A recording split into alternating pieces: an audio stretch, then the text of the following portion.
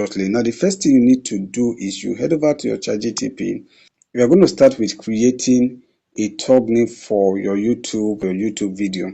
Now, let's say the video you want to create or the video you want to post on YouTube is how to make money in 2025.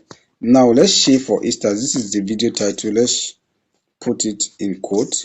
Now, this is the title of the video you want to create a thumbnail for, how to make money in 2025. Now, what you do is you tell ChatGPT, acting as my prompt